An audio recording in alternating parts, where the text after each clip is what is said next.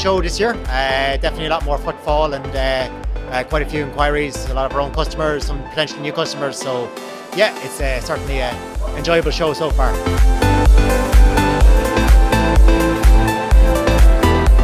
This is our first time to come to the Manufacturing Supply Chain Show, and we have to say we're quite impressed with the turnout and the interest, and we've had quite a few inquiries, and hopefully they will bear fruit.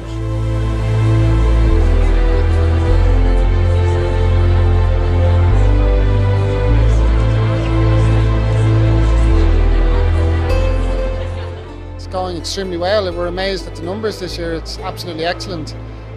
So I think with the clean room edition, that has been really, really good from an organisational point of view from you guys, but importantly for our customer base. A lot of them came. We've had some really good conversations, and I have to say, well done all. It's been excellent.